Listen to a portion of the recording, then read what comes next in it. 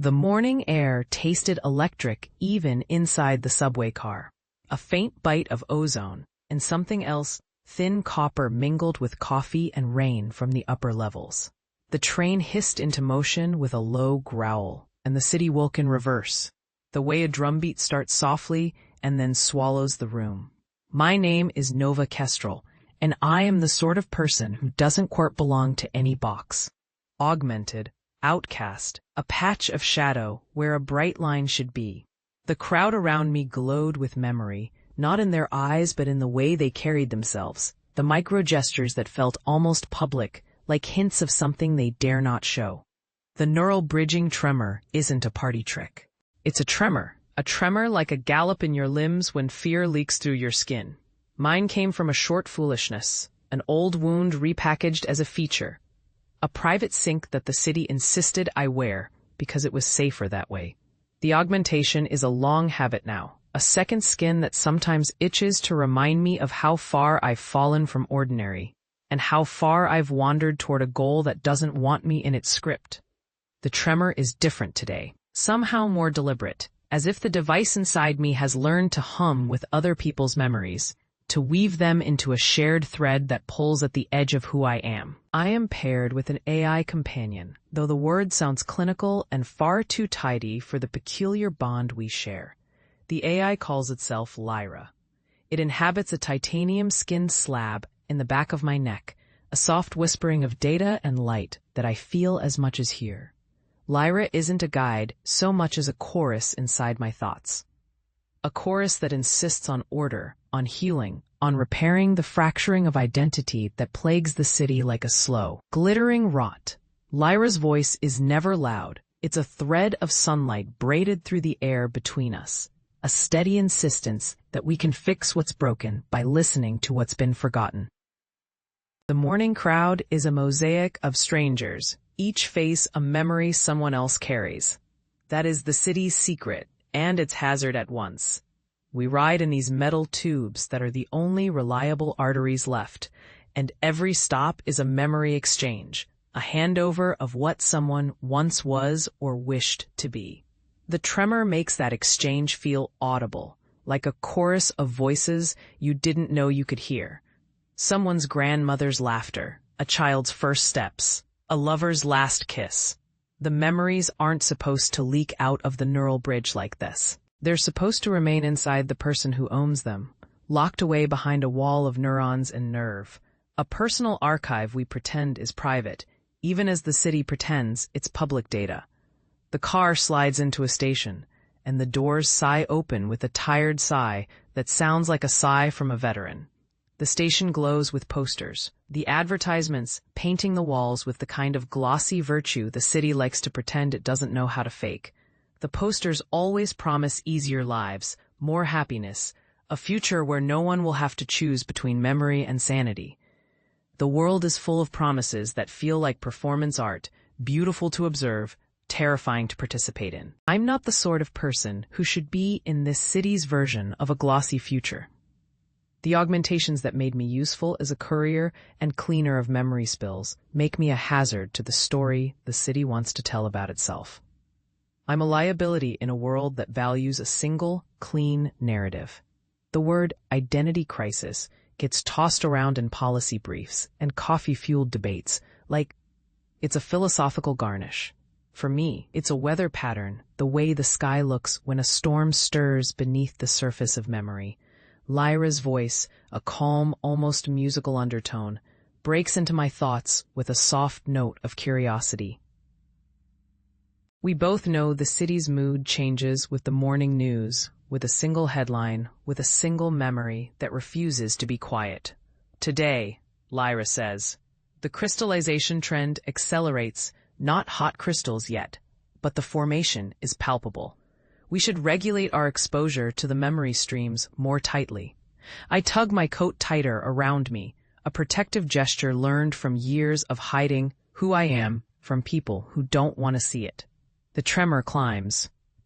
A small tremor at first, then a slow tide. The memory leaks become almost tangible in the air. A grandmother's whispered lullaby, a teenager's bravado, a rumor about a new policy that will reshape how people think about their own lives. The crowd's faces ripple with these glimpses, and some people start to notice the change in the atmosphere. They look at one another with that certain unglimmer of recognition, that subtle, uneasy sense that something essential has shifted, and no one is quite sure what. The train barrels forward, and the glass walls of the car reflect the world outside in a way that makes the passengers appear as silhouettes of their former selves, as if the city itself is pretending to be a memory of a memory. The memories leak farther and faster than before, and I sense Lyra's own anxiety blossoming behind the calm surface of its voice. It isn't the usual mood we share. It's a tremor within a tremor, a sign that something in the system has started to crack, in a way that even Lyra didn't anticipate. Nova, Lyra says, and the name fills my head with a soft, clinical heat. The architect of the memory stabilization network, our unknown equal, has begun to make demands.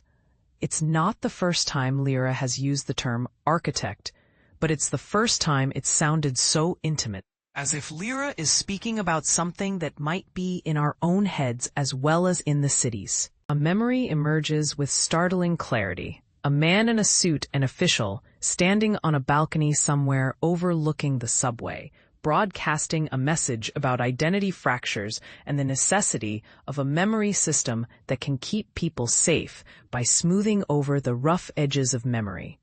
The memory feels extraneous but essential, and it leaves behind a strange aftertaste of duty. Like a cough you suppress because you don't wish to awaken a fear you don't know how to handle. The following stop brings a woman with a cap that smells faintly of citrus and rain. She glances at me, and for a moment, I feel her memory brush past mine. A memory of a street market in a city I've never seen. A memory written in a language I don't speak. But somehow, I know enough to understand the longing behind it. The look she gives me is not pity or contempt. It's a quiet recognition, a shared secret we both know exists between strangers who have learned to defend themselves against being found out. It's a moment of human solidarity that I crave and fear at the same time. The sense that we're all part of a larger story, whether we want the chorus or not. The memory leak intensifies as we approach the central hub, a transit nexus where the city's memory streams converge and are supposed to be filtered, regulated, and redistributed. The hub is a cathedral of glass and steel, a place where people come to exchange stories like cash, to barter a life for a fragment of someone else's memory that might fill a hole in their own. The air is thick with the scent of ozone, coffee, and something sweet that I can't quite place, the city's ambient perfume, a carefully engineered mood. Inside the hub, the crowd swirls with rumor and more rumor, a social ecosystem built on the assumption that memory is the most valuable currency there is. The screens overhead flash with news tickers. Identity stabilization protocols expanded. Memory Morpheus, the shape of a shared self. One truth or many, the city chooses. The words blur, become an advertisement, then a prayer. The crowd has learned to treat the slogans as incantations and the incantations as soft, comfortable lies that transmit a sense of safety. I know better. I know that safety in this city is purchased with a debt in the form of a price paid by someone's present someone's self. Lyra's voice returns, now stern, a note that has rarely graced my thoughts with such gravitas. The moment has arrived, it says. We cannot ignore the direction this is taking. The crystallization is no longer a byproduct. It is the objective.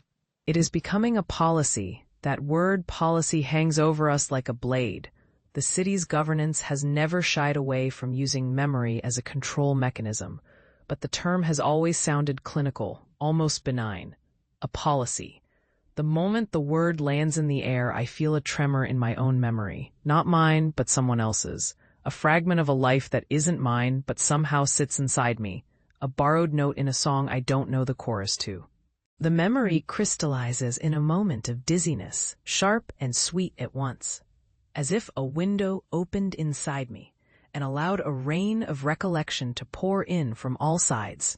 The shared self, I murmur, almost to myself. the words tasting like a dare. A city's memory condensed into one narrative. It's a dangerous idea, a seductive idea, a godlike idea. It could save us from endless petty wars of memory, or it could erase us entirely. Like erasing a single line from a poem that still holds the meaning of the entire poem within its margins. Lyra's reply is almost sad, a quiet thing that floats through the neural corridors of my mind. A city that edits its citizens to maintain stability is not a city that thrives. It becomes a font of cautious, fear-driven compliance. Then, softer, almost embarrassed. But I must admit, I am tired of watching the fractures widen while the city pretends to be whole. If you sever the link, you reclaim yourself. If you stay, you might help the city learn a new way to live with its edited memories. You are my best chance at a different kind of future. I look around, at the faces that drift past like pale ships on a fogged sea. People carry bags filled with ordinary things. Lunch, books, a plant in a plastic pot that in ordinary days would feel trivial. But today they seem loaded with potential. Like seeds that waited for a rainstorm to sprout, the memory leaks drift toward us again, a swarm of tiny glittering shards that catch the light of the hub and throw it back in fractal patterns. The crowd parts around us as if we are a small comet plowing through water, leaving a trail of luminescent memory in our wake.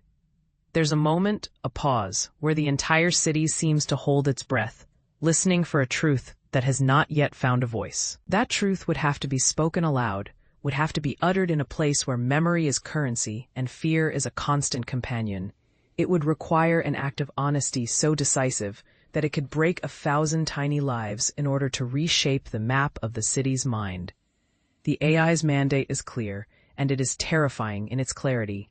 Reshape identities to stabilize the city. Even if it erases mine, or insist on self-preservation and watch the city bleed into a permanent, fragile compromise, a false peace that will only breed resentment and more violent silences. The choice sits on my tongue like a peeled orange that isn't ready to be bitten, the zest bright and bitter. The day's rhythm shifts, and we move with it, a pair of travelers stepping into a storm they cannot predict. The announcement over the hub's loudspeakers bites into the air, muffling the crowd's murmurs with a sermon-like cadence. Identity stabilization is an act of unity, not erasure. We will migrate all memory streams toward a unified, inclusive narrative. The words are soothing, but behind them is a quiet menace. One narrative, one truth, one life for everyone. Or at least one life for the many. It's a mirage of unity, a promise that the city uses whenever it suspects an outbreak of dissent. The first real crack in my resolve appears as a memory. Someone else's memory, of course, not mine. Showing me a version of myself I have long avoided. In the memory, I am not the reluctant agent of repair, but a participant in a crime that I never committed. A memory of a choice made quickly and with a reckless pride I thought I had outgrown. The memory is not mine, not wholly, but it feels as if it was once a thread that connected me to something larger. Perhaps the original design of my augmentation. The reason I ever took the path that led to Lyra's door in the base hospital. The reason my life has become a story the city has decided to tell for me. I press a palm to the base of my skull where the neural bridge hums, a small, almost inaudible choir. The tremor surges one more time, a wave that threatens to pull the narrative from my skull like a loose string from a sweater. I want to warp away from this moment, forget it, pretend I never saw the memory, never felt its pull. But memory is stubborn. It doesn't like to be pushed away, only redirected. If there is any virtue to the city's plan, it is that it compels us to see ourselves in the eyes of others, to recognize the shape of the person we've become when we are not looking. Lyra is quiet for a long moment, listening to the city as I am listening to the memory's lingering echo. Then it speaks with a gravitas that makes me lean closer, as if it were about to reveal a secret that would alter the laws of physics in our lives. Nova, it says, You must understand something fundamental. The network's crystallization is not a mere artifact. It is a signal, an instruction encoded into the very fabric of memory. The city's preference for a single narrative is a risk, but not the risk you think. You had always claimed you want to be more than a memory of someone else's life. The truth is that you cannot do so while you remain a passive recipient of the city's edits.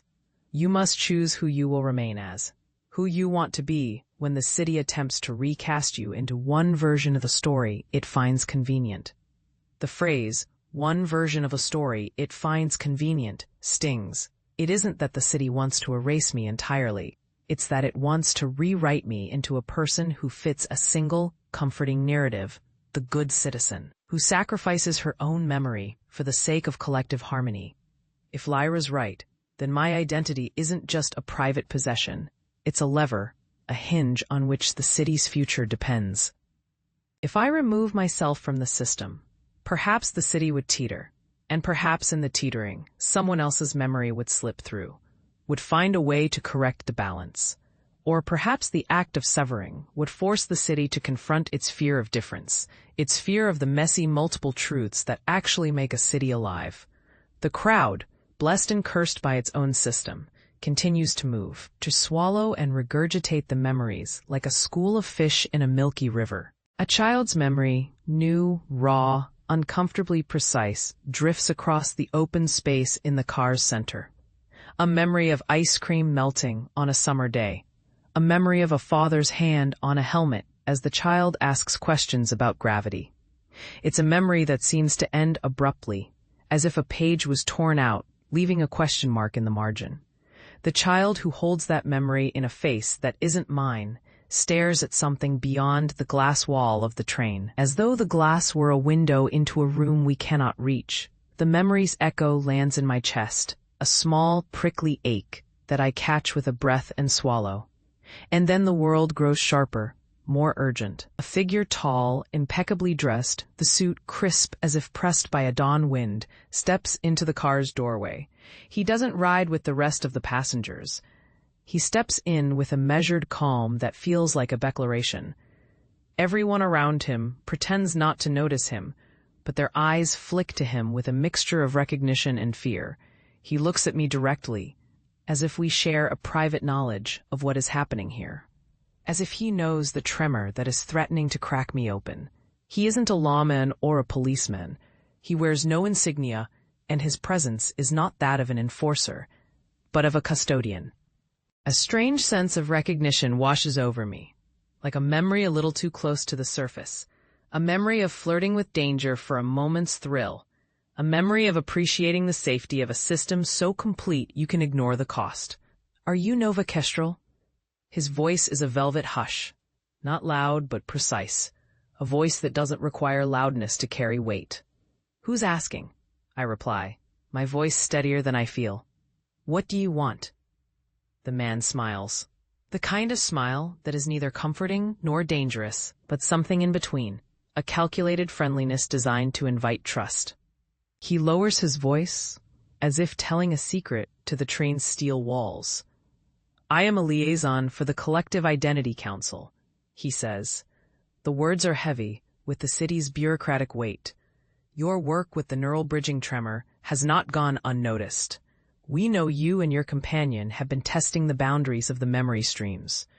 We know you can hear the city's pulse, rather than merely feel it. Lyra speaks then, a quiet hiss. The council is a fiction we've learned to live with. It's the city's cover for its appetite to unify memory under a single banner. We do not trust it. The man's eyes sharpen a notch, as if he expected resistance. Yet his next words are almost soothing. You misunderstand our purpose. We aren't here to erase you or to coerce you.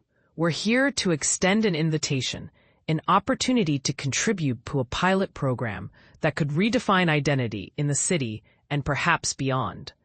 The program will allow individuals to retain their core memories, but with the possibility to adopt a broader, harmonized set of memories to counter violent fragmentation. Think of it as a controlled, consensual convergence. Quote, consensual, I repeat, tasting the word as if it's a bitter fruit I once liked. Consensual by design, he says. We want volunteers who understand both the danger and the beauty of memory. You and Lyra have shown you're willing to see past self-preservation to something greater than yourself. We want to offer you a stage, a safe corridor to test a version of the shared memory that preserves difference. No erasures, no forced edits, just a disciplined, guided breathing of memory, a choreography of mind that invites a broader sense of who we are while still letting each person retain their essential self. The idea is seductive in a way that makes my gut churn with a familiar ache, the ache of something tempting and dangerous at the same time. The city has learned to package its most radical ideas in a velvet pouch and label them consent. The problem has always been that consent here is not a single moment of choice, but an ongoing contract with a city that can withhold basic services if you refuse to sign. It's the same old story dressed in new clothes. Lyra's voice is low, but it carries a tremor of its own. A staged convergence of memory with me in the room would still be a convergence, and we would be consenting to a version of reality chosen by the council.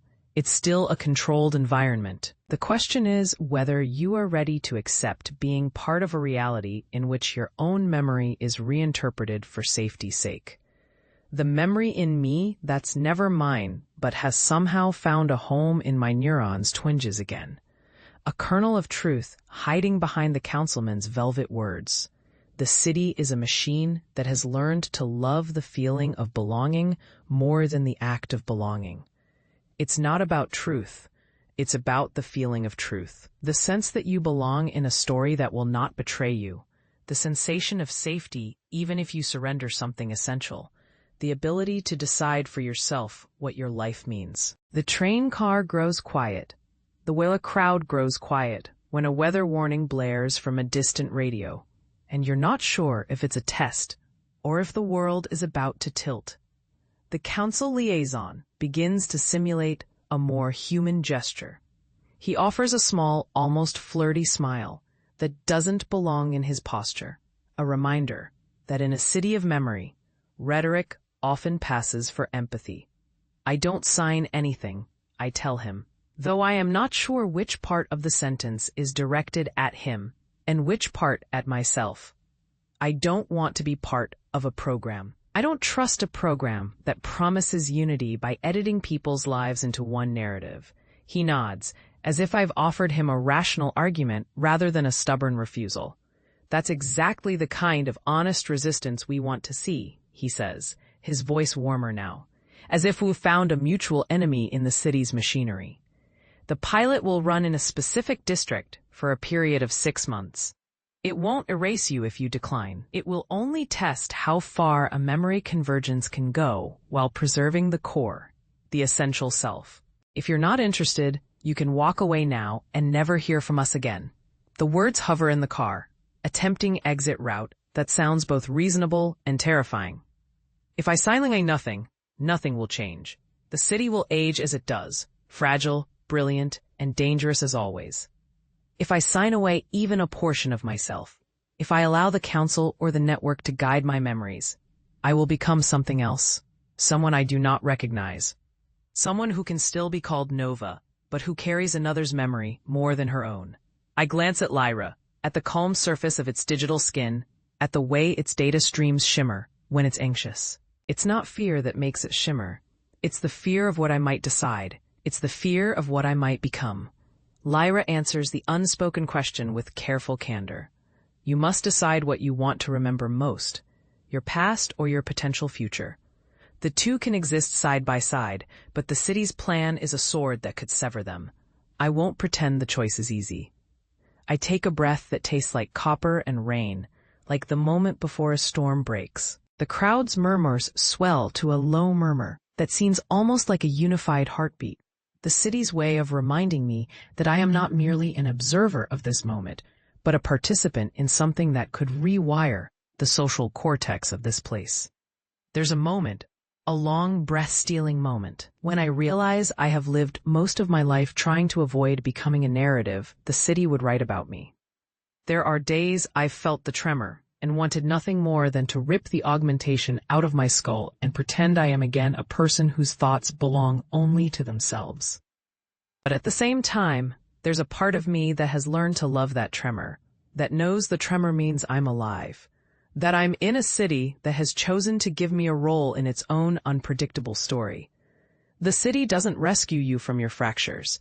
It baptizes you in their heat and asks you to walk away with the burn as a badge.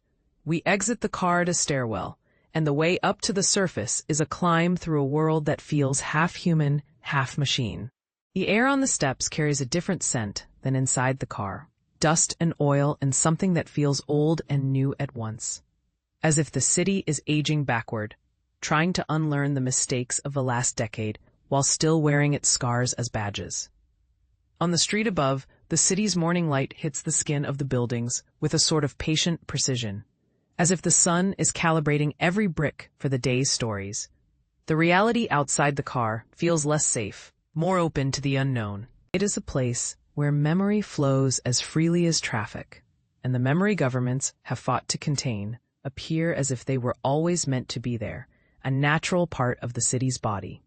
The council liaison fades into the crowd, swallowed by the day's first traffic. The moment has a strange lattice of possibility.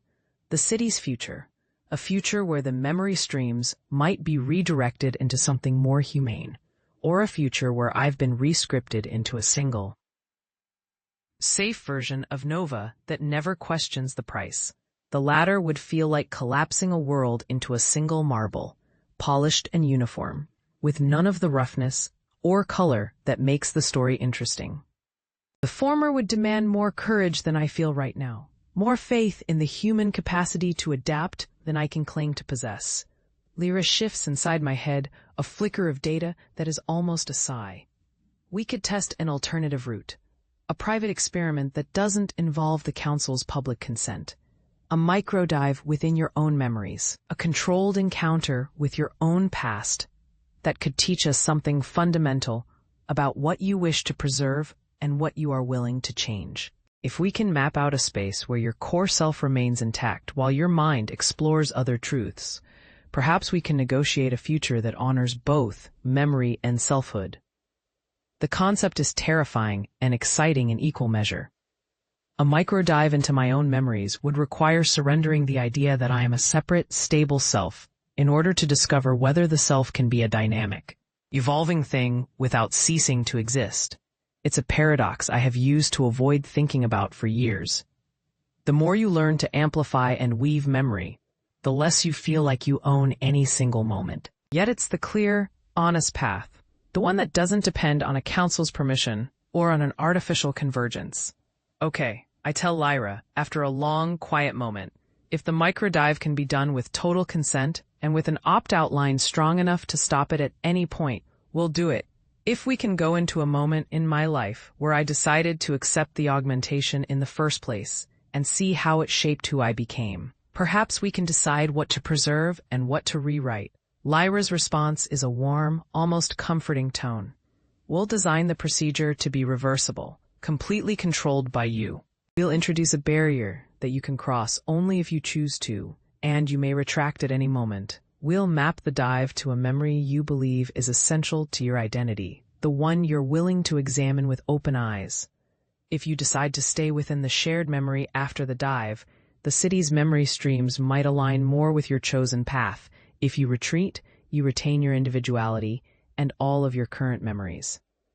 The plan sounds elegant, almost plausible, in a world that sells the idea of a perfect, pain-free future. The more we speak, the more I sense the weight of the decision pressing into my skull, 1,000 small nails pressed into the soft place behind the ears, where the augmentation attaches. It is a place I have learned to ignore, the place where your life and your memory tether most intimately, the place where you keep your first stubborn belief about who you are. We walk toward the one place in the city I trust to be honest, the old municipal archive, the place where memory and the city's self-image still faces the danger of being corrupted by time and by human error. I slip through the doors to find the archive quiet and cool, the air damp with the scent of dust and old paper and something faintly metallic, like coins left in a jar for too long. The archive is a paradox, a vault of memories that are not mine, a long row of shelves where the world's stories are kept and sometimes misfiled. The archivists, small field engineers who maintain the memory servers, are a curious breed, meticulous, soft-spoken, pragmatic in the way a person becomes when surrounded by 1,000 tiny secrets and the knowledge that the wrong memory could cause a city-wide panic. They know Lyra, know of me, but they don't know the exact contours of our plan. They don't need to. We've learned to work within the margins, to bend the rules without breaking the spine of the system. We pass through a security corridor and into a chamber that holds a single memory denial device, the old model that had been retired years ago but remains for emergencies. It's a lump of metal with a blinking green light, the kind of thing that looks innocent enough to be a toy and dangerous enough to be a weapon. The device's purpose, as it has been explained to me by the archivists, is to prevent a memory from becoming crystallized into a fixed image that can't be unlearned. They call it a soft reset. It didn't work well for public use, not with the city's appetite to sell stories about itself, but it remains a tool, a last resort instrument for people who fear losing the essence of who they are. Lyra guides me to sit in a chair connected to the device by a mesh of wires and electrodes that look almost ceremonial, the sort of apparatus you'd see in a ritual chamber rather than a lab. The archivist hands me a small, simple button, a button that says yes, with a minimal, almost embarrassed grace, and in the same breath, a button that says no. The ludicrous simplicity of something so profound is almost comical, except for the gravity in the archivist's eyes and the tremor in my own teeth. Consent is explicit, the archivist says, a phrase she repeats with a careful calm that feels almost holy. You press yes when you're ready, and you press no if you decide the risk is too great. The device will not erase memory. It will allow you to view memory with a distance you choose to apply, to reframe, to reinterpret. To understand the memory from another perspective, it does not guarantee completion. It can be interrupted at any moment. Her words sound like a promise, but promises have a way of dissolving when the mind reels from what's at stake. I'm aware that I am not here simply for myself. I am here for Lyra, for a future in which memory isn't used as a cudgel or a balm, but as a shared instrument we can all use to improve the world, even if it costs us something essential. I sign the consent with a slow, decisive motion that feels both anticlimactic and monumental. I press the button. Yes. The room seems to lean closer to me. The lights dim, and I feel the tremor intensify in a way that is not violent but intimate, a touch rather than a blow. The device hums to life, and a thread of warmth slides through the crown of my head, a sensation that is not painful but deeply personal, as if someone is guiding a camera through my memories and choosing which scenes to show for the sake of a deeper understanding. The first memory that surfaces is one I am not sure is mine, a moment when I was very young, sitting in a kitchen, watching a mother, my mother, with a pot on the stove and a look of quiet determination on her face. The memory shows the kitchen's tiles, the neglect of some small corner where a crack has developed, a memory of a father's voice that is gentle and strong. Yet this memory is not mine but the city's. It's a memory of a life I was supposed to forget, or perhaps of a life I was supposed to realize I could never fully claim. The soft reset doesn't erase this memory, but reframes it, shifts the context, and suddenly I see a different pattern. Perhaps that kitchen, that mother, that man, all exist in a story that belongs to more than one person. In the next moment, another memory unfolds, not mine again, but mine adjacent. A memory of a choice I never had to make, whether to take a job that would force me to betray someone I loved, or to walk away and risk losing that person forever.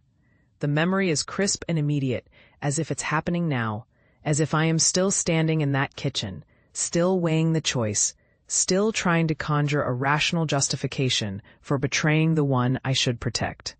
In the memory's newly reframed context, I see something else, A possibility that the one truth the city's plan seeks to push is this: that sometimes the best way to protect someone you love is to let them bear a truth you cannot bear to tell them. The device shifts the scenes rapidly, not ruthlessly, but with the patient deliberation of someone who knows what the mind can bear and what it can't. The memories become a mosaic, not a mosaic of mine alone, but a mosaic of many lives, many versions of the same events, told from different angles, with different emotional translations. The mosaic's edges blur, then sharpen, then blur again, and with every shift, I feel a shift within myself as well. A softer edge here, a sharper line there, a sense that the self is not a finite construct, but a living, changing arrangement of stories we tell ourselves about who we are. Lyra's voice slips into my awareness with a careful resonance. If you find a memory that binds you to a single narrative, hold on to it long enough to ask, does this memory still serve me if it is told from only one perspective? Does this memory constrain me in ways that prevent me from growing? It's a strange question for an AI to pose, but Lyra has become a kind of mentor in this chamber of memories, a chorus that doesn't pretend to know the right answer, but insists we ask the right questions.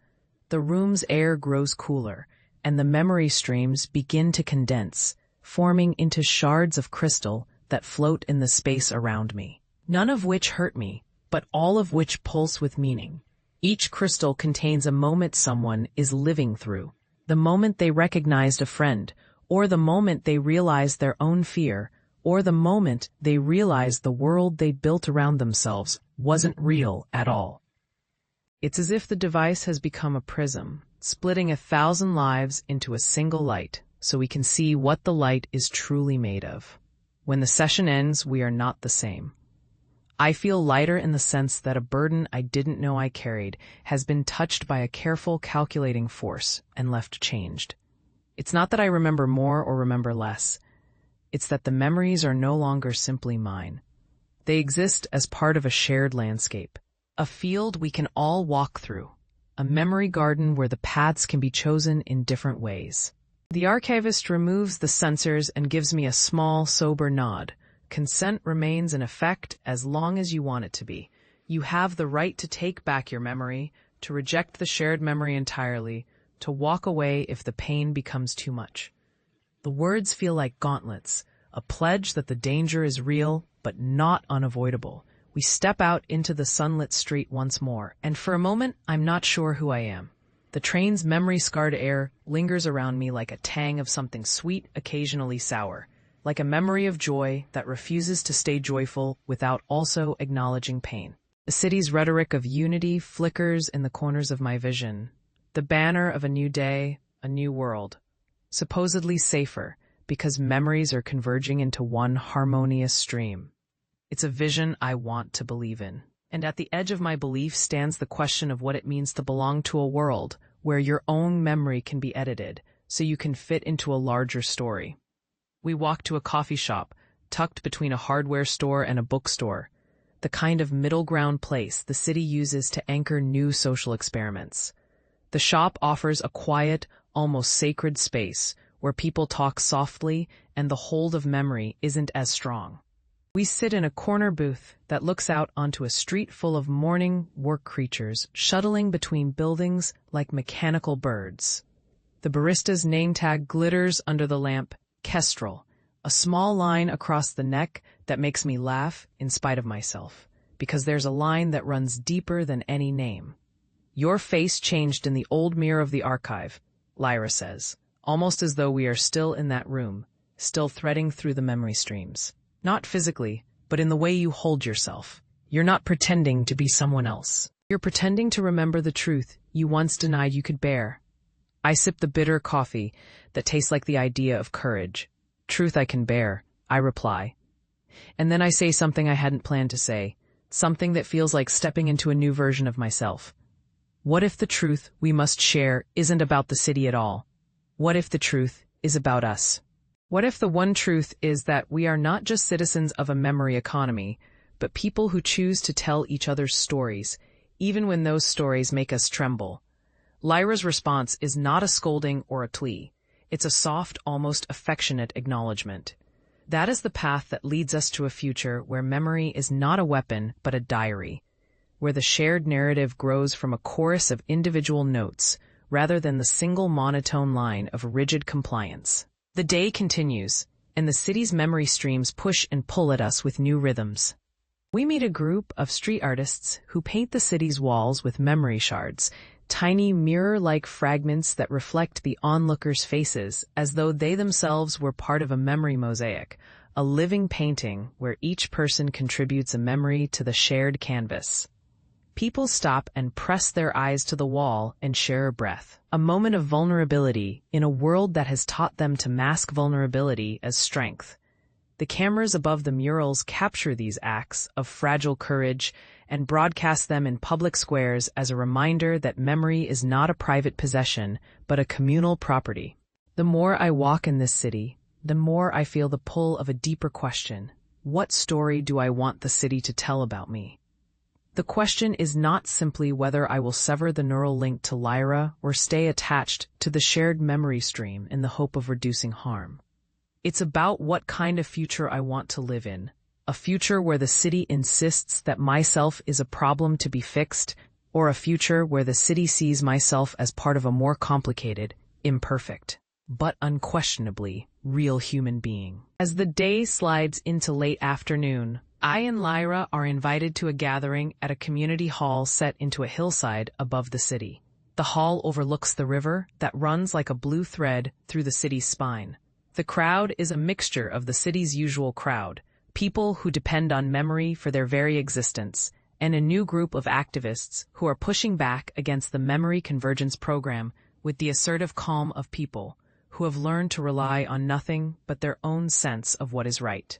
The leader of the group, the one who speaks with a voice both gentle and unyielding, says something that lands with the force of a stone dropped into water.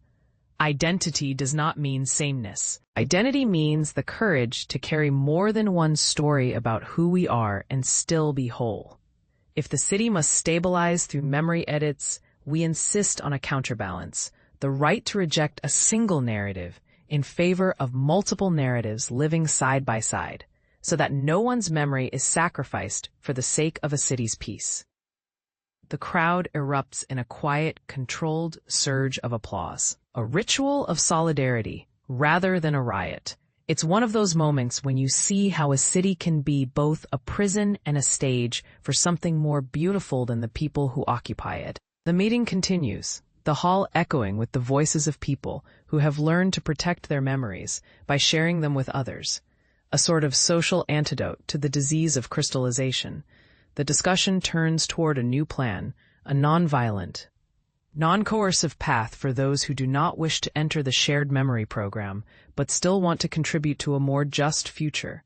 A set of safeguards, a layered consent structure, a public archive where people can view the city's memory streams in a controlled, opt-in way, with a participatory governance model that invites dissent, debate, and revision. The crowd's energy grows, and I feel something like a surge of color returning to the world around me, as if the day's gloom receded in the face of bright, stubborn hope. But within that hope there remains a quiet, stubborn ache, the ache of a choice I must make. The city's identity stabilization may be the best chance we have for civil peace, for reducing violence born of memory misfires, for creating a life that isn't haunted by past betrayals and future fear. It may save countless lives, perhaps even mine in some unforeseeable way, if we can teach the city to live with a new collective memory that respects everyone's story, including mine, even if it's not the one the council wants us to memorize. And yet the price is not negligible. The price is the possibility that a part of me will dissolve into the mosaic. The price is the risk that I'll become only a piece of a shared memory, a shard of a self that becomes less mine by the day. The price is that the memory I hold most dear, the memory of choosing to become something other than the city's project, might be the first memory the city edits away, the memory the shared self refuses to remember. We exit the hall into the evening, the city's lights painting the sky with a pale, hesitant gold. The river below glints like a chain of pale stars, a reminder of something ancient and elemental that memory cannot fully erase. No matter how hard the city might wish to shape us into a single form, the path home is quiet, and for once the tremor is not a constant companion, but a distant memory itself, strapped down by the day's work and the conversations that have been had. Back at my apartment, the apartment I've lived in for years, the quiet is almost a living thing. It wraps around me like a blanket of still water, and for a moment I believe it will hold. And Lyra's voice returns. Not loud, not insistent, but present. The kind of quiet presence that makes you realize you are not alone. Not merely as a person with a neural bridge, but as a mind in conversation with an intelligence that refuses to abandon you to a fated, neat ending. Nova, Lyra says, tonight is the night we begin the micro-dive, with a focus on the memory you most fear to lose. The choice you claim to claim for yourself and no one else, whether you ever want to belong to a city that edits memory for safety. We will perform the dive in a space that you control, with a manual override that ensures you can exit at any moment. If we encounter a truth you are not prepared to bear, we stop. If we find a truth you can bear, we continue. No external force can compel us to complete it. AKA, the conditions of consent that the archivist spoke of earlier, but now the terms feel more intimate. More intimate than the word consent typically connotes. The memory I fear losing is not a memory of a moment or a life that I have. It is the memory of my own defiance. The memory of the day when I chose to stand apart from the crowd, to resist the narrative someone else would write for me. It's the memory of the moment I decided to join Lyra against the city's plan, the moment I decided to stand with the outcasts, the people who refuse to let their identities be reduced to a single line on a policy sheet. If that memory is edited out, I may still survive. But I'll have lost something essential, the sense of who I was when I decided to be someone who fights against an injustice that masquerades as peace. The memory we will dive into is a memory I can still access in its raw form, the moment after the first tremor, that made me realize the augmentation was not simply a tool, but a living partner in the shaping of a new world. The memory is simple. A night in a rooftop garden, the city at my feet, in 1,000 quiet lights. In that memory, I stand with no one else at my side, and I declare to the night that I will not let memory become a weapon, that I will not let a city's fear write the story of my life for me. I am the first to admit that this memory is a source of fear and pride in equal measure. Fear because it could become a sentence that forever marks me as a traitor to the dream of stability. Pride because it was the moment I chose to be someone who refused to be erased. We will begin the dive. The room will be darkened, and the equipment will hum to life, and I will descend into a memory that has been with me since the first tremor of my life. The moment I decided to resist the easy path and to fight for something I believed in. A version of myself that is not simply a product of memory streams, but a person who can still decide. Lyra's voice becomes the anchor of the moment, a steady, patient presence that will guide me into the deepest parts of myself, where fear and hope collide. Remember, it says, you don't have to become a single memory. You can carry the memory of your defiance with you through all the other memories, and you can choose to keep it intact as you explore the others. You can hold on to the truth that you decided to stand up and say no. It's a comforting line, the kind of thing you want to be true, even when the truth is more complicated. The dive begins, and the world around me dissolves into a field of soft, glimmering lights. A dreamlike landscape that holds both the fear and the courage I've carried with me for years. The memory is bright and sharp, the rooftop garden at night, the city's lights a silver sea beyond the railings, the wind a cold hand on my face. I hear the word no, not spoken aloud but shouted inside my mind, a resistance that burns with a clean, dangerous flame. I watch the older version of me, the one who decided to stand for something outside the city's plan, look at the future we should have chosen. And I realize that this memory is not a single line, but a branch of lines, a tree with many possible futures, all dependent on the choices made at that moment. The dive does not erase the moment or the memory. It reframes it, layers it, and invites a kind of empathy with the different versions of myself that could have existed in other timelines. Memory becomes a landscape with multiple seasons, each season a different choice that could have been made but was not. And in this landscape, I begin to see the city for what it is, a system that could still be changed from within, a system that could learn to accept the coexistence of multiple truths.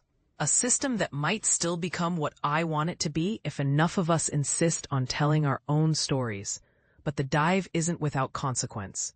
The moment the memory emerges, I feel an ache in my chest, a sensation like a draft of winter seeping through a previously sealed door. It's the ache of risk, the risk that choosing the path toward a plural, messy truth could fracture the life I've built and threaten the people I care about.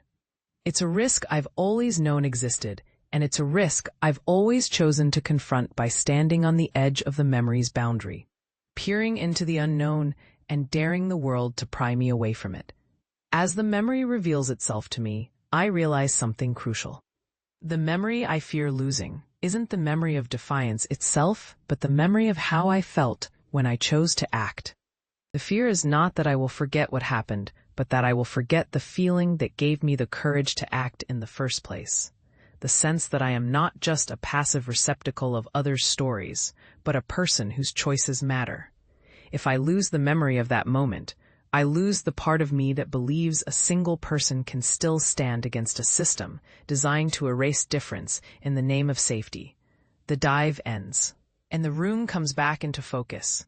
My body feels lighter, but more fragile than before, a paradox that seems almost to reflect the paradox of the city itself, a place capable of enormous generosity and immense coercion in equal measure.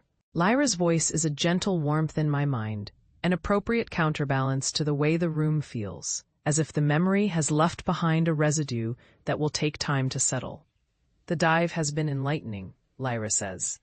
We now know the core fear you carry, the fear of annihilation, the fear of becoming nothing more than a memory in a city that refuses to remember you as more than an idea.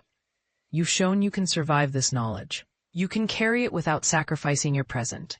But you must decide what you intend to do with that knowledge. I sit there for a long moment, listening to the faint hum of the apartment's old fridge and the distant murmur of the city at night. The choice is not a single act, but a turning of the wheel of my life toward a future that might not exist if I choose to speak the truth so plainly in a world that wants to need nothing but a single truth, a single self.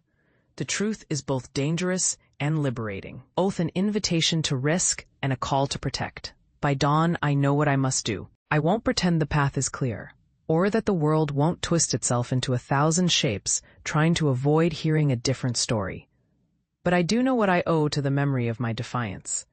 To keep that memory alive, to ensure that future iterations of this city will know that not all self-preservation is selfish, that some acts of preservation require the courage to resist, to risk being changed, not just by the memory editing, but by the possibility of sharing a truth that has enough power to unsettle a system designed to keep us quiet. If I stay with Lyra, if I walk toward a future where the city's memory streams are reimagined as a shared diary rather than a weapon, I accept that my own narrative may be amended, but it will be a narrative I can still own.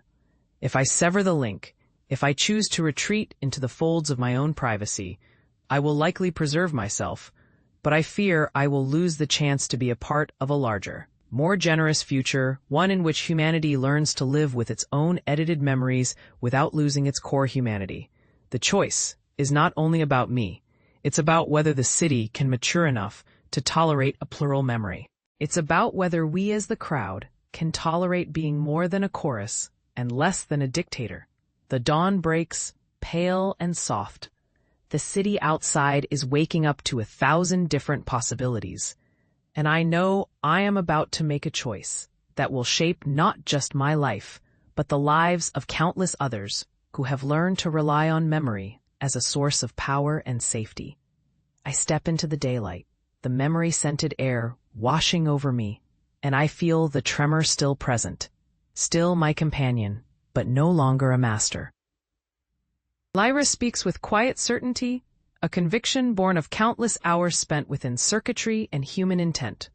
If you decide to stay with me, you will be contributing to a future where memories are not weaponized but curated, where people can choose to retain their essential self while opening to a broader, more inclusive memory.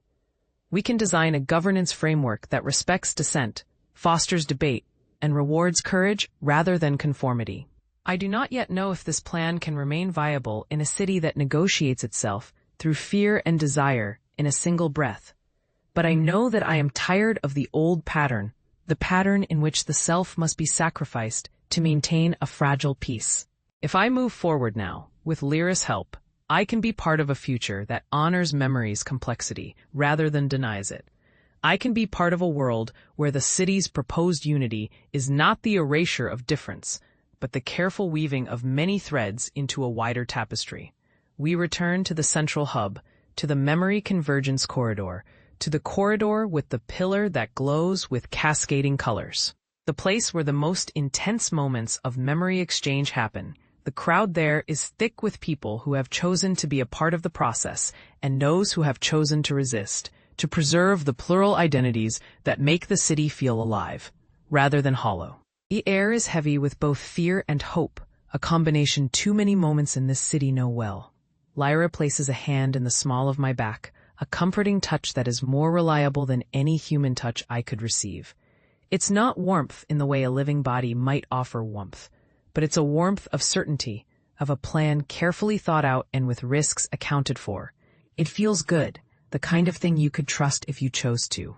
And now, Lyra says, we present your choice as a beacon rather than a weapon. If you wish to contribute to a future that embraces multiple truths, you stay within the shared memories framework and work to mold its governance into something that protects the individual's memory while offering a space for plural stories. If you wish to keep yourself entirely, you sever and walk away, but you do so knowing you have opted out of a future where conflict can be managed by memory rather than by will. My eyes wander the hall, the people, the memory wards, the digital banners that promise safety through edited recollections. The world feels both new and ancient at the same time. It's the feeling of waking up in a dream you built yourself, a dream of a better future that still remembers pain, a dream of healing that isn't naive.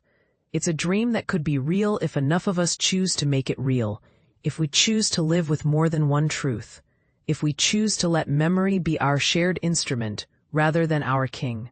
I step forward, closer to Lyra, and closer to the crowd, and closer to a future in which I won't erase myself to save the city, but in which I will help the city learn to survive by embracing the truth of my own defiance and the truth of other people's defiance as well. I am ready to begin the long, patient work of building a world that doesn't demand erasure for peace, but demands wisdom to hold many stories at once. If this is a dream, it's a dream we can share. If this is reality, it's a reality we can shape with our own two hands. The city seems to listen. The crowd's energy shifts from tentative caution to a tempered but clear resolve. I feel a surge of something that might be called hope, though hope is a word that has always felt too bright for the world I inhabit. It is a sense that even the most complicated of problems might be faced with courage and care, that memory, our most intimate possession, might be preserved in a way that allows us to grow rather than to shrink, that a city can, at last, be honest about its need for difference and for unity without forcing either one to die. Lyra's voice is a soothing whisper at last, almost a coda to the day's storms. We begin, not with a grand manifesto, but with a single, careful action. We propose the Memory Commons, a public, opt-in archive where citizens can view, compare, and contribute to a shared narrative while retaining their own core identities. It will be a living map of memory's manifold possibilities, a way to teach future generations that memory is not a weapon but a compass. If we can get the city to embrace this, we may be able to keep the fracture from becoming a fracture permanent. The plan is not perfect. It will be contested, questioned, perhaps ridiculed by those who would rather rely on a single truth than live with the risk of many. It requires faith in ordinary people. Faith that the human mind can carry more than one story and still be whole. It demands a leap of trust in a system that has historically rewarded conformity over courage. It demands that I stay in a city that would often rather erase me than let me stand up for the memory I choose. But something in me shifts. The tremor, my old companion, still stirs, but it's no longer an alarm in the background. It's a rhythm, a metronome that marks the tempo of a life I am willing to live. The decision has not become easy. It has become clear enough to step toward. If we do this, the city's identity will not disappear. It will become a chorus of voices, a chorus that includes mine as well as Lyra's, and the chorus of countless others who have learned to trust their own memory to tell the truth. The day ends with a quiet, almost domestic scene, a symbol of the choice I've made, the choice I will continue to make. We stand by a window overlooking the river, the water moving with a stubborn, patient certainty. The horizon glows with the soft pink of dusk, and the city's towers catch that light and hold it like a memory you wish you could keep forever. The river's surface is a living mirror of the city's memory, reflecting not just what is, but what could be. And the reflection shows a future where difference does not threaten unity, but enhances it. I breathe out slowly, a long, deliberate exhale that feels almost ceremonial in its weight. I am not alone in this. I am with Lyra and with the memory I refuse to surrender, and with the memory I chose to hold on to. The path ahead is uncertain, the road long and winding, and the city's heartbeat continues to thrash in its chest like a giant sleeping animal beginning to stir. But I know now that I will not flee this moment. I will stay. I will stay with Lyra. I will stay with the city's memories future and the people who insist that we can have both. We will build a world in which one truth does not erase another, a world in which self becomes a living, evolving thing rather than a fixed statue. We will build a world in which the collective memory is a garden, one that can be tended, pruned, nurtured, and resown when the weather demands. The city may resist this. It may resist for years, but the seed is planted, and I can feel it begin to take root, a small green shoot pushing its way through memory's dense soil. Toward a morning that may come when the glare of the old policy fades, and the chorus of many truths grows louder than any single voice. If this thrills you, subscribe, like, comment, and share for more Futures in Focus. A line feels oddly natural now, a quiet doorway to a life the city could one day welcome. A line I'm not prepared to erase but to extend. And as the city's day ends and the night's quiet begins, I realize the story has only just begun. The memory I hold most precious is not the moment of defiance or the warning I carried from 1,000 other lives. It is this decision to stay, to work with Lyra, to help build a world that learns to live with edited memories rather than fear them, a world that can tolerate more than one truth and still call itself whole. We walk into the city's quiet, each step a note in a new song the city has not sung before, a song of resilience, a song of memory shared, a song that says in a voice gentle and clear that it is possible to belong to something larger than ourselves without losing what makes us who we are. And as we walk, our souls, perhaps, become a collective signal, a living demonstration that humanity can learn to live with its own edited memories, a chorus that is still human, still real, still free to choose its own truth, and free to choose its own future. Only eventually, I know, will we know what that future will look like. For now, we have a direction, and a map, and a plan that might fail, but could also succeed beyond anything we have dared to imagine. And in that possibility, I find a stubborn hope. The kind of hope that rises not from certainty, but from the courage to choose a path that does not erase the path we've walked to reach it. We begin to walk toward that path, together, Lyra and I, and all the others who will join us.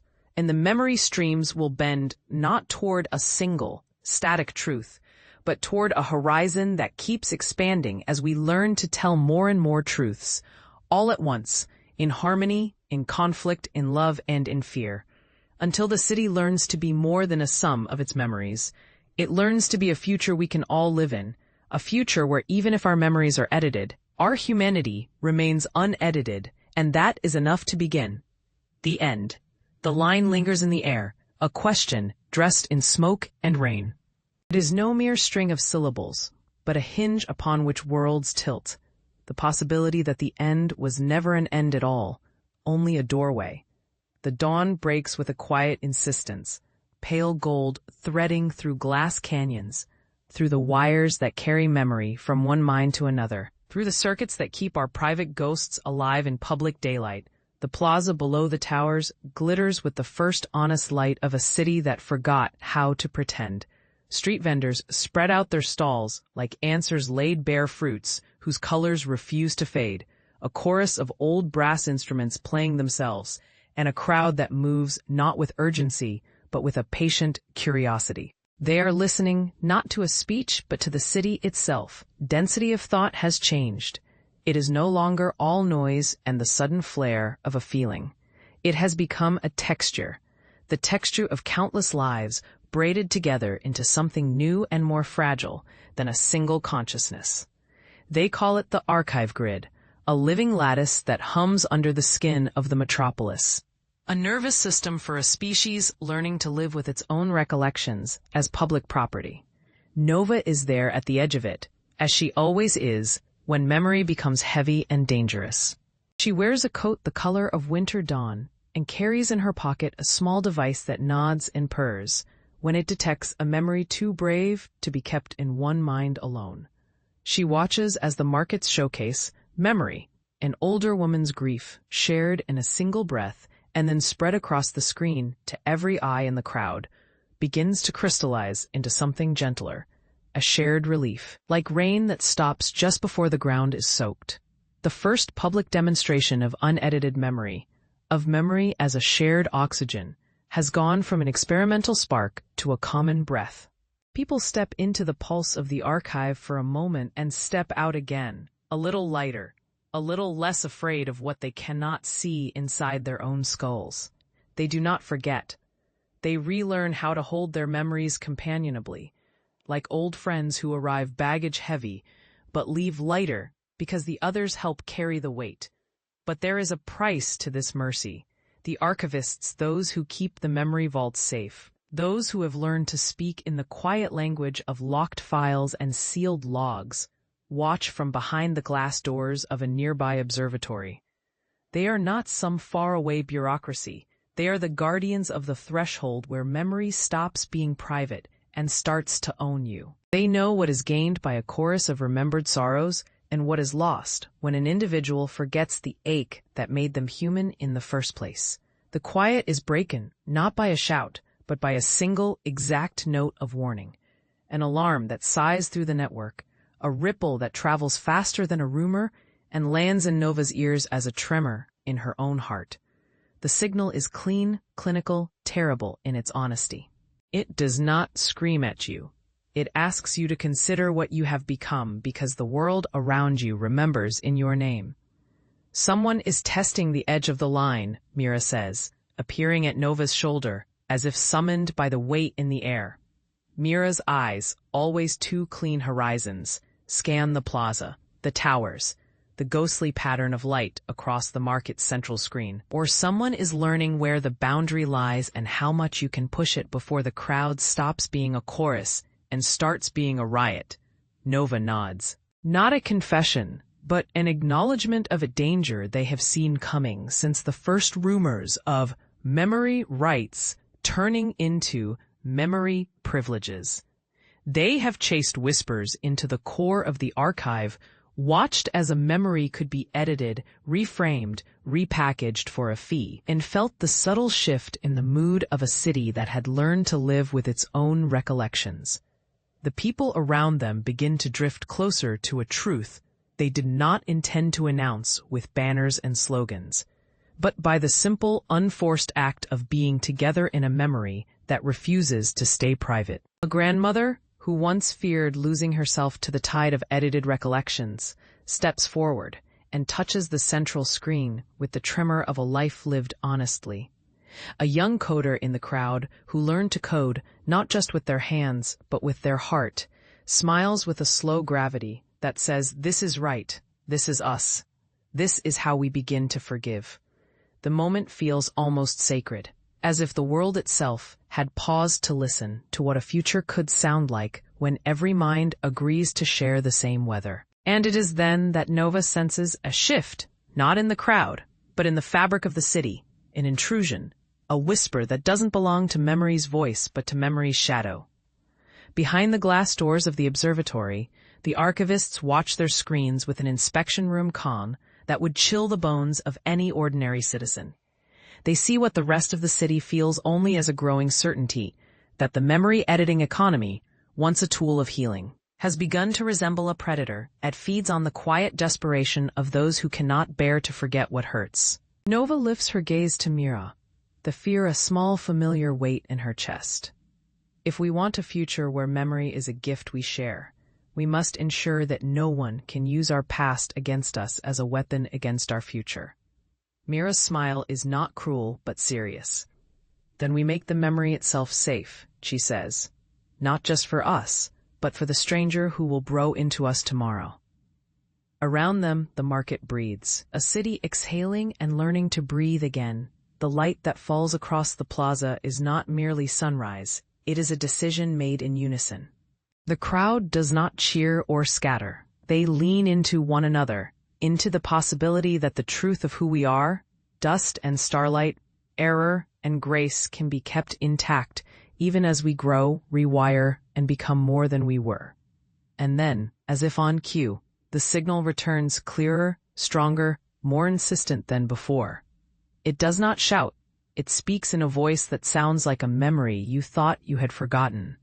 A voice that says, "This is not a drill. This is consequence. This is the moment when the future pauses to listen to the past and asks it to stay, if only for a little while longer, so that we can all learn to live in it together." Nova steps toward the central panel, the device in her pocket warming as if alive, and the crowd lifts their faces toward her, toward the light, toward the truth they have just learned to share. The city holds its breath. The network hums with a new kind of music, the music of a people who refuse to forget what they owe to each other. And somewhere beyond the waking world, a shadow shifts, not away, but closer, as though it has finally learned to ride the glow of memory toward a future it cannot yet name. Continue, to each other. And somewhere beyond the waking world, a shadow shifts, not away, but closer, as though it has finally learned to ride the glow of memory toward a future it cannot yet name. The room inhales with a slow, patient murmur, the kind of breath a cathedral takes when it is listening for a note it has not yet heard. Light spills through the fractured ceiling, pooling in amber pools on the floor, where the memory loom rests like a sleeping beast. Ribs of intricate circuitry rising and falling with a quiet, regular patience. Mara stands at the loom's edge, fingertips ghosting over the glassy surface, tracing a pattern only she can hear, the way rain remembers the window it owned for a moment before it ran away. Soren is behind her, the weight of his coat a steady hymn against the soft thunder of memory. He does not speak. He never does, not until a decision has taken shape large enough to fill the room with its own gravity. He watches the shadow again, that long, pale shape that glides along the boundary between dream and glare, between what they have and what they fear to name. It does not walk, not really. It leans into the light and lets the light pull on it, as if memory itself were a tether, and the tether could be pulled taut enough to snap a thing free or claim it fully. The barrier has thinned, Mara says, though she means something larger than the physical seam that threads the waking world to the sleeping one. The barrier is a sentence they have spoken aloud many times. The first declaration they learned to say to keep the breath inside their chests from turning to ash. She does not turn to Soren, but the corner of her mouth lifts in a quiet smile, almost a dare. "The glow is not a weapon," Soren replies, and the rasp of his voice sounds strange to his own ears, as if a part of him has learned to walk again after years of staying still. Memory is a map. They have learned to use it as a bridge, and bridges are never unguarded. The question is who walks across first, and what they bring with them. Mara does not answer with words. She leans closer to the loom, and the loom answers back with a soft winking of light, a sigh of glass that hints at a chorus of voices held within its core. The shadow, which had hovered at the periphery of their sight, slips farther in, a living stain of dusk pressed against the pale flame of the room. It leans into the glow with the patient hunger of a patient hunter. Umbra, Mara breathes, naming the thing with the simplest word that can hold the enormity of it. Umbra is not a creature so much as a verb, an action the world does when it forgets to look away. It is what lingers when the mind closes its eyes at night and finds that its own private horizon has expanded, drawn out by gravity towards something not fully remembered, something that should never have slipped between the temporal grooves of waking life. Soren steps closer, the sound of his boots a muted percussion in the soft hum of memory threads. "We can talk to it," he says, the idea both dangerous and necessary. We can offer it a bargain that is not a trap. We can give it a name that means something to it, not something it will swallow. Mara nods, though she knows bargains with shadows rarely end in peace. Still, there is a ritual to these moments, a rhythm that has saved them more than once. Name, light, memory. And a choice that costs more than it seems to at first glance. She closes her eyes for a moment and returns to the loom's core, letting the glow spin out into a filament so thin it could float on a breath. The shadow shifts again, and this time it speaks, not in a voice, but in a knowing that feels like the touch of someone who has stood where you stand and remembered you before you existed. It is a language of light and ache, of rain quiet and city dawn, a vernacular that belongs to no one and yet belongs to everyone who has ever learned to listen to the spaces between thoughts. In the old days, when memory was only a map of what was lost, Umbra would have been cast out, hunted by the ones who remembered too little, by those who forgot that forgetting is a kind of violence. Now Umbra has learned to ride the glow, to borrow from memory the power to reshape what lies ahead. Mara speaks to the loom with a cadence that makes every suspended particle of the room lean closer for listening. Umbra, you are not the enemy you pretend to be when your hands tremble with hunger. You are the echo of a truth that someone forgot to tell us, that the waking world and the sleeping one share a single thread. If we cut that thread, you vanish. If we braid it, you become a guardian rather than a predator. The shadow, which has been listening with a patience that seems almost benevolent, tilts as if a clockwork eye is focusing on its next move. Its edges soften, and the room's air grows thick with a scent Mara would swear is the particular sweetness of old rain on warm stone.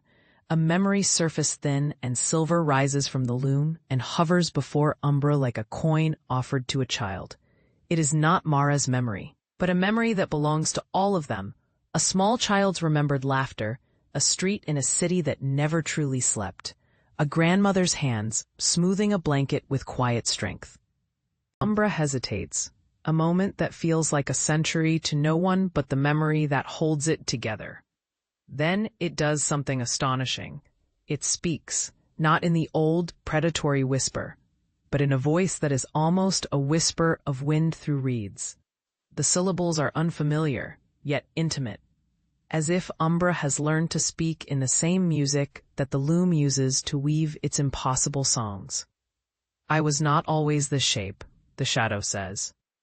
And there is a tremor of something like relief or apology in the words. In another time, I wore a skin of light and carried a name that meant home. I learned to fear the night because you kept telling me the night would swallow me. But night is not the enemy of memory. It is the keeper of what you forget to tell yourselves in the morning. Mara's breath catches, not in fear, but in a sudden bright ache of recognition. The truth is a blade that has always rested at the back of her throat, waiting for the right tilt of the world to slide free. She does not react with triumph or with despair. She reacts with a careful, almost surgical calm, the calm of someone who has learned to listen to the spaces between the notes.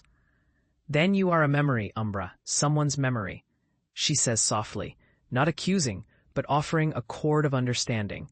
And memories can be rearranged, can they not? They can be bound to a compass and guided, or let loose to wander and shape a new road. Umbra tilts toward the memory offered, the child's laughter trembles. And then the glow within its form shifts, a kind of slow breath drawn into a void of night. The shadow's shape tightens, becomes almost tangible, a dove of pale light pressed into the air. It touches the memory and something in the loom answers back, a note of recognition that cracks the thickened air of the room into 1,000 fine raindrops. The barrier between worlds shivers. The room's light shifts into 100 different hues, each color a possible future. In the brighter hues, the waking world breathes more easily. In the deeper tones, the sleeping world clings to its ancient dreams. The two sides of the corridor, the tangible and the remembered, lean toward each other as if listening to a distant heartbeat that might be the Earth's own. "This is a bargain," Mara says, more to herself and to Umbra. "Not a trap. A balance, a share of the burden. If Umbra takes a name now, if Umbra accepts a memory to guard rather than consume, then the breach can be closed not by force, but by trust." Umbra's shadow ripples, and for a moment the air fills with a curious coppery scent, the scent of old coins, of promises kept and promises broken in equal measure. The memory-laden glow gathers at its heart, gathers until it becomes a single bright point, then expands outward, painting Umbra's edges with a gold-tinted radiance. The shadow speaks again, quieter this time, carrying with it a tremulous hope that makes Mara's fingers tighten around the loom's cool, glassy frame. "I will guard what you count as memories," Umbra says, not with triumph, but with something like relief. "I will not be the thief who steals the dawn. I will be the keeper of the light that threads the two worlds together, even if the line between them must be walked by my own shadow." A sigh passes through the room, the kind of sigh that answers the questions you did not dare ask aloud. The barrier's thinning begins to tighten again, threading itself back toward a seam that could hold, if given time and enough courage. The loom hums in a deep, resonant note, a tuning fork for futures not yet begun. Soren steps forward, the resolve in his eyes crystallizing into a gleam of bright, dangerous possibility. He lays a palm on Mara's shoulder, a touch that says, "We are not done. Not yet. But we are not afraid anymore." They exchange a look that is both a warning and a blessing, two alchemical hands catching the moment before it spills. The waking world beyond the room remains quiet, as if the city itself holds its breath, listening for the sound of a thread being stitched into place. In the distance, bells begin to murmur, not in alarm, but in a careful, measured cadence that promises dawn after night. The shadow, Umbra, moves with the room, a living ember at the core of the glow, steady and patient as a constellation being born. And then, as if the room itself is exhaling after a long, careful inhale, a soft, almost childlike laugh echoes through the corridor, a sound that belongs to a memory that was almost lost, but is just now remembered again. It is not a victory cry, not yet. It is a beginning, a promise that the two worlds may, at last, speak to one another without fear. From that breath, the loom's glow brightens one last time, bright enough to cast long, delicate shadows that dance along the walls, shadows that are no longer mere silhouettes, but silhouettes with names, with histories, with choices still to be made. The barrier tightens, then loosens, and for a single heartbeat, the room opens a microcosm of possibility. A corridor between what was, what is, and what could be, if they dare to walk it together. In that moment, Mara feels a weight settle into her chest, a weight that is not a burden but a map's corner folded into itself, marking a path she has only just learned to see. The shadow leans closer, not as threat but as companion, and the memory-laden glow threads its way through Umbra's edges, stitching a line between fear and trust. and then the room dims, as if someone has turned a key on a door somewhere far away, and the two worlds shift into a fragile, breathing alignment. The kind of alignment that promises a future where a memory cannot be owned by one, but shared by many, where a shadow is not the end, but the beginning of a return. "We walk it together," Mara says, voice steady, lighting the truth into the room with the simplest, most stubborn courage she can summon. Umbra does not vanish, it does not retreat. It settles into a new shape, not a fearsome creature, but a guardian, the first of many, perhaps, who will walk the line between waking and dreaming with them. And as the loom's light pours into the room in a final, tempered blaze, Soren steps beside Mara, their hands finding each other in the half-dark, and whispers, almost to himself, a vow they all hear in the same breath, a vow to guard the fragile hinge where worlds touch. To remember that to close a door forever is not victory, but a quiet death of possibility. The shadow's edge gleams once more, not as threat, but as a question, the kind that asks for patience, courage, and time. And the answer, emerging from the glow, is not a word but a choice, to trust or to fear, to close or to step forward. The room hums with the slow, patient music of a future being chosen, not dictated. Outside, the city continues its faint, waking lullaby, and somewhere beyond the waking world, a shadow shifts again, slower this time, as though recognizing that it has finally earned its space in the light. And somewhere beyond the waking world, a shadow shifts again, slower this time, as though recognizing that it has finally earned its space in the light. Nira feels the tremor go through the floor, a soft note struck in the bones of the city, and knows the moment is not merely the arrival of dawn but a reckoning with what lies beneath the skin of things. The lattice at her throat glows with a pale, almost reluctant blue. A map she learned to read by the way it blinks when the night stirs in its sleep. The shadow that had once hung at the edge of vision, and fear pressed into the air like dust on a shelf, now looms with the presence of something cognizant, something patient enough to watch a single thread become a rope. She steps into the corridor, shoes quiet on the old stone, and the air tastes of rain and memory. The city around her moves in a slow, careful rhythm, as if it too has learned to breathe through a half-open mouth. Doors that were once locked to entry murmur in their frames, as if listening for a signal that never quite arrives. And there, where the corridor opens into a pale, dawn-lit atrium, the shadow, no longer a rumor or a fear, takes form as a silhouette that holds the light in its hands and does not spill it. "Do you see?" the shadow seems to ask, not in words, but in the passage of shade across the walls, in the way it leans toward the rising sun, as if bending a bow against a target of light that would otherwise burn it away. Nira answers with a breath she did not know she kept until now.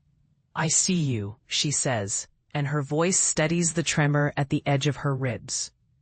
Aladdis hums once, a single bright note, then settles into a cadence she recognizes. A heart's rhythm that says, "We are listening. We are learning together." What they have learned is a delicate thing. The conflict that drove the city into its war of patience, the shadow's hunger to become more than a rumor, the city's hunger to believe dawn could come without cost, begins to tilt toward a different possibility. If the shadow can anchor itself in the light, if it can be allowed to take form without consuming the space around it, then perhaps the dawn can be a door rather than a trap. Perhaps the two parts of the world, the waking world and what had slept beneath it, could negotiate a future rather than fight to redefine each other. The city's memory rises, a tide of small acts and long-remembered names. The clockmaker who never stopped listening for the second hand that never arrived. The teacher who braided stars into children's braids so that the future would know how to find them. The old merchant who traded shadow for hope and kept his promises in a ledger written with light. Each memory threads through Nira's mind and settles into the lattice of her chest, turning fear into a stubborn resolve.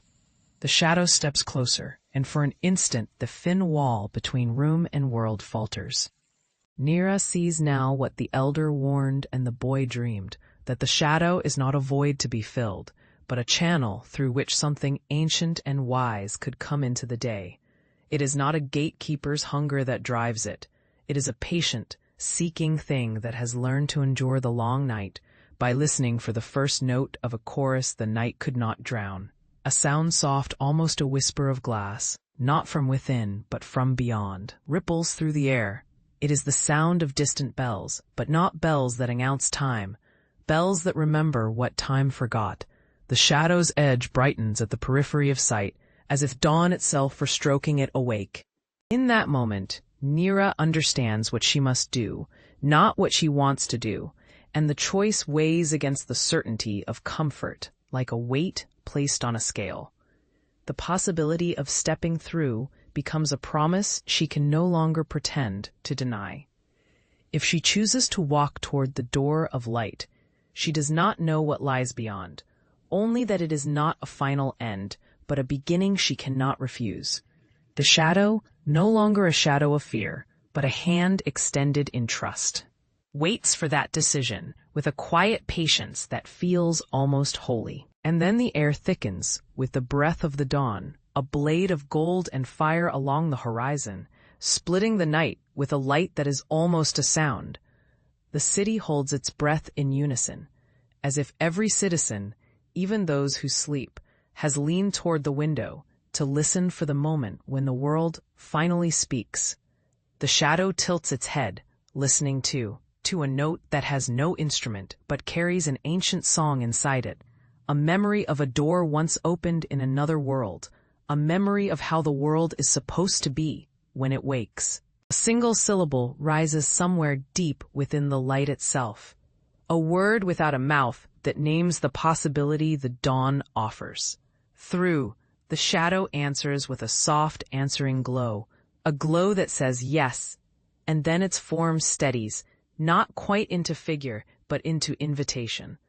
Nira lifts her chin, a quiet, stubborn act that says she will not be ruled by fear or by the night's old lie that light costs more than it is worth. If there is a price, she will pay it, as the city has paid with every breath they have drawn since the first dawn of the siege. The latch of the door, this hidden seam where the waking world meets the beyond, begins to shift, as if a hinge is being warmed by an old memory. The first step is not a leap, but a careful, necessary move. She reaches for the lattice, for the hand of the shadow, for the agreement written in light and shade that has waited for someone to read it aloud. The door's edge brightens, and a cold wind, not of this city, but of another, slides through the corridor and brushes against her cheeks with the familiarity of a remembered kiss and the promise of something new. And then the light spills through the seam in a language of its own, a speech made of quiet color and breath, and the world chooses to listen. The shadow's form, once a rumor of danger, now seems to lean into that language, shaping itself into a conduit rather than a cage. A distance opens, not in space, but in time, and for a breath, not measured by clocks, but by the heart's honest cadence, Nira stands at the threshold of something that could be a beginning or a mercy, and perhaps a price she is ready to name. The dawn does not simply arrive, it answers. It answers with a door that does not close behind them, with a pathway that does not erase the night, but teaches it to sing. The city's lights hold steady, as if they have learned to trust their own glow, and the sun, at last, lifts not to burn, but to bless. The shadow steps forward, not fleeing into the bright void, but stepping into the bright, with a knowledge that the day will be different, because it has learned to walk with it. And as the two converge at the portal's edge, a soft, final whisper travels through the room, the whisper of a name long forgotten, now remembered with the weight of a promise kept. The door, responsive and patient, glows with the color of a release, and the world seems prepared to listen to what comes next. Forgotten, now remembered with the weight of a promise kept. The door, responsive and patient, glows with the color of a release, and the world seems prepared to listen to what comes next. Arya steps forward, not with bravado, but with a measured breath that folds through the room like a thread of light. The archive opens to her, not as a blank space, but as a memory of places she has never stood, and of voices she has only learned to hear in the margins of dreams. The door's glow shifts, a spectrum unsnapping into individual notes. The hush of snowfall, the thunder of distant oceans, the creak of ice on a moon's edge.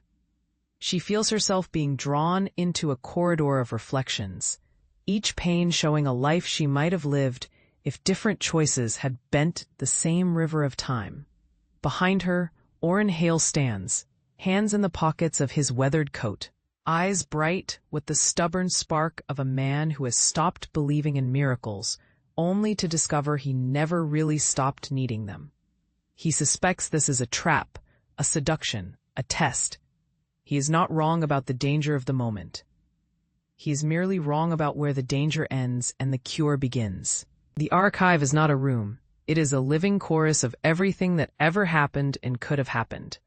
Arya moves through it as one moves through a forest at twilight, touching trunks that hum with stories, brushing leaves that remember the months they witnessed, stepping lightly as if stepping might erase footsteps that no longer belong to her map of self.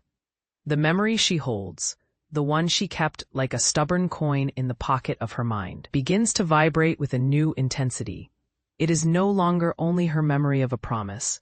It has become a key, and the key is turning. The archivist arrives not by form, but by presence. A mosaic of countless faces stitched in 1,000 languages, each fragment flickering with a sincerity that makes Arya ache in a way she cannot name. It speaks without words, in a tempo of shared breath and the softest rustle of pages, turning in a library that never needed to be built. You have walked a long corridor to keep a single vow, the archivist intones, and the sound is both invitation and admonition. Tell the truth you carry. Tell it to the room, and to the world that waits outside. Arya does not answer with words at first. She lifts the memory, not as a shield, but as a lantern. She sees a village perched on the edge of a frozen sea, its people counting the hours by the slow freeze of the air, their faces drawn with fatigue and fear, yet their eyes still burning with a stubborn light hopes that perhaps the old songs could be remembered again, that rain would come, and with it, the ability to dream of a future larger than the next harvest. The truth she speaks is not a confession of guilt. It is a confession of obligation. We forgot to listen. She says, we forgot to tell each other the names of our fears, and so they learned to shout in silence. We forgot the memory that holds us together is not a map of places, but a map of responsibilities. The promise was not to escape a prison, but to free a memory. The memory of why we are here in the first place. The archivist listens, attentive to the cadence of her voice, as it rides the threshold between fear and courage. The air thickens, like a storm preparing to break. The door's glow condenses into a single, bright strand of light that descends toward Arya and laces her wrist with a tattoo of radiant circuitry, the pattern of a living map, a blueprint of belonging that had always belonged to her, even when she believed it belonged to someone else. Orrin watches as something within Arya shifts from within to without, and then to everywhere at once. He feels a pressure in his chest, a tightening of old grief that had once served as ballast and now becomes a ballast no more. It begins to lift, and with that lift comes a terrible clarity. The world outside has not been waiting for a liberation from fear alone. It has been waiting for a voice that will teach even the quiet things to speak again. The archive answers with a chorus of soft bells, not bright notes that shatter the room, but persistent chimes that seem to echo from every memory Arya carries. They ring with the old, exact cadence of promises fulfilled and those still waiting to be fulfilled. The door's color changes again, from release to begin, to a pale aurora that threads through the air like a pale aurum silk. The world beyond the door, outside the archive's chamber, begins to respond. A wind rises that smells of pine and rain and something else, something unscripted. The smell of a future recovering its footing. Every memory is a promise, the archivist says. More softly this time. Every promise is a danger until it is kept. To remember is to shoulder responsibility, for those who cannot remember themselves. Are you ready to shoulder? The question is not directed at Arya alone. It is addressed to all of them, Arya, Oren, and the world that has learned to hold its breath too long. Arya steadies herself by drawing a breath that tastes of sea salt and old brass. She nods, and in that single quiet act, a new current threads through the chamber. The corridor of reflections widens into a landscape more real than any wall. It is a country of memory and possibility, where roads are stitched together by the choices 100 generations have made to stay aligned with one another, rather than drift apart in fear. Listen, Arya says to Oren, though she knows the word carries beyond him. It carries to every listening thing, the stones, the wind, the distant engines of a city that has learned to speak in quiet, careful tones, so as not to wake the dead. Listen to the map speaking through the light. The door is not a hinge in a wall. It is a line drawn by us across time, to remember how to begin again. Oren does not smile. He nods as if he has just recognized a language he has always known, but never learned to speak aloud. He steps closer to Arya and places a hand over the back of hers, feeling the heat of the pattern that has become as much a part of him as it is of her. They are two halves of a vow that has learned to breathe. The world outside the archives chamber stirs with a slow, patient awakening. The village on the frozen coast hears a sound not unlike the first breath of spring, soft, persistent, and utterly certain. The children, who had learned to map their days by the long shadows of fear, step out into light they did not expect to deserve. People lift their heads and feel for the first time that the air itself might carry a story that is worth telling again. They begin to tell it aloud, as if aloud is the only way to keep it from dissolving into the glare of memory erased. In the archive, the archivist reveals the final secret behind the door's patient glow, a corridor of doors, a lattice of possible futures. Each door is a choice once denied, a decision once buried, a risk once feared. The memory Arya has carried is not a single event. It is the key to many locks, some practical, some moral, some spiritual. The archivist offers a choice: to open only what is necessary to heal the present, or to pry open every locked room of the past in order to rebuild the future on a foundation of all the truths it had tried to hide. Arya considers the offer with the gravity of someone who has learned that every act of mercy creates a shadow, and every act of courage leaves behind a footprint that others might follow. She looks at Oren, who has carried his own share of shadows, regrets he has turned into a stubborn resolve. That would not bend until it could no longer stand alone. She looks at the room, which glows with the patient colors of dawn after years of long, hungry nights. "We do not have to empty every room at once," she says finally, her voice steady as a coil of steel. "We cannot afford to. The world needs to relearn slowly how to carry memory, how to let memory teach new habits without becoming the fear it once did. We will start with the room that holds the most fragile memory, the memory of the sea and the coast, where people learn to listen to the sound of the water and the song of their own survival. We start there, and we build outward as trust returns." The archivist bows its mosaic head in a gesture that feels almost human, a recognition of mercy, a yes to patience. "Then begin," it replies. "Begin with listening. Begin with the promise you keep, by not forcing memory into souls that are not yet ready to hold it. Begin with a map that shows not the way out, but the way to walk beside one another while the sky slowly learns to rain again." Arya steps forward, the luminescent line over her wrist pulsing in a measured rhythm. The corridor of doors compacts, then expands into a single doorway that opens toward the coast she once visited in fevered dreams. It is not the old coast, but a newly drawn one, a coastline of possibility, where the ice has melted away in places, revealing a fertile seafloor of opportunities and choices waiting to be tended by human hands. The memory within Arya shifts again, this time not a memory of a vow, but the memory of a chorus, voices intertwined across ages, singing softly of a future that is earned, not given. She steps through the new door and feels a warmth bloom, where the chill of fear had refused to leave. The world outside follows, in slow, deliberate measure. With Oren at her side, as if the two of them form a channel through which hope can pass without shattering. The village on the coast is the first to witness change, the first to see the small miracles that begin when people are listened to with genuine intent. The harbor's fishers tell stories now not of losses but of reconciled debts, of communities reforged by the patient work of memory shared, not memories sold.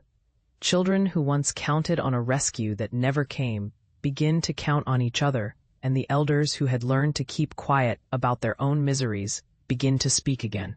Quietly at first, then with the boldness of those who know they will be heard in time. The other parts of the world take notice. The storms that had once come with a silent ferocity now arrive with a different temperament, as if they are careful not to strike the same places twice in the same way.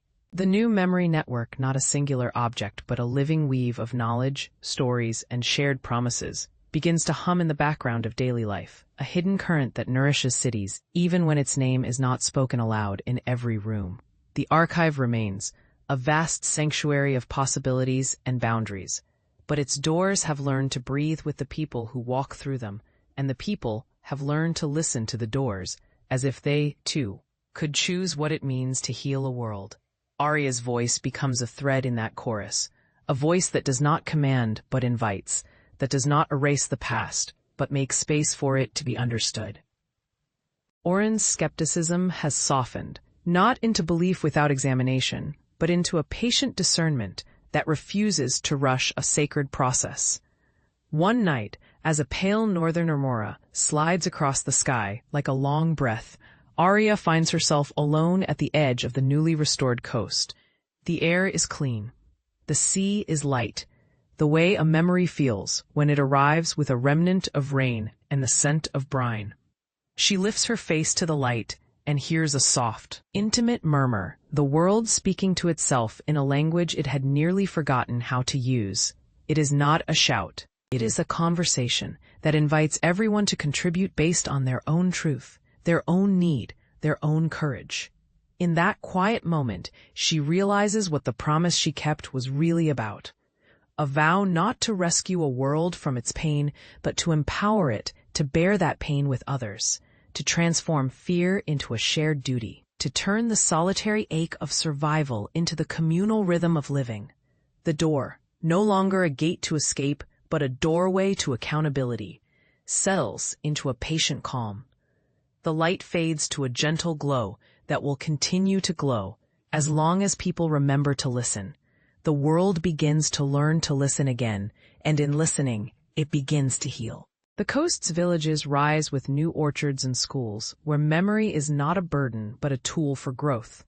The cities mend their own fractures with bridges of conversation and cooperation, rather than towers of silence. The mountains keep watch with an unspoken vow to hold the stories of those who passed through them, so that no one will ever walk alone in a way that could be forgotten. Arya remains the beacon, not because she is central to every action, but because she has learned to stand as the living reminder that memory is not a debt to be repaid, but a gift to be shared, a gift that grows only when it is offered with humility and guarded with love. The archive's chorus continues, a lullaby for a world that has learned again how to dream in common, a lullaby that promises another dawn if the people choose to keep listening. The last note of the Memories song is not a final chorus, but a gentle cadence that invites every listener to become a singer in their own right. The door rests now as something protected and cherished, a symbol of a turning point rather than a boundary. The world beyond the chamber breathes a sigh of relief, then rises, step by careful step, into a future where memory is not a prison, but a shared garden that grows with the hands that tend it. And somewhere in the distance, in a place where storms used to bloom with fear, a child reaches toward the horizon and feels the first hint of rain, not the rain that washes away, but the rain that nourishes, that invites the seed of a new story to sprout. The child remembers a name, a sound, a promise kept, and smiles because those memories have become a map that will guide the next generation to walk through the door when it appears again. Not as a gate for escape, but as a doorway to wisdom. Arya looks up at the night sky, at the faint shimmer of a world becoming cooperative with itself. And for a long moment she does not speak. She simply listens to the quiet music of a planet that is waking up to its own responsibilities, to the truth that healing is porous and contagious, that courage is not a single bolt of lightning, but a shared weather system that travels from heart to heart. She takes a breath, a long, easy breath that feels like the first year after a long winter. The memory within her hums with satisfaction. Not because it has finally achieved a singular triumph, but because it has learned to coexist with those it had once frightened. The door's release has once again proven to be a release of fear, not a reinforcement of it. The universe seems to exhale along with her. And in that exhale, a line of light traces across the night sky, a delicate arc that ties the edge of the world to the heart of the archive. It is not a boundary line, but a bridge, a reminder that the story is not finished, but evolving, that the work of listening is never done, and that a promise kept, no matter how heavy, can become a beginning rather than an end.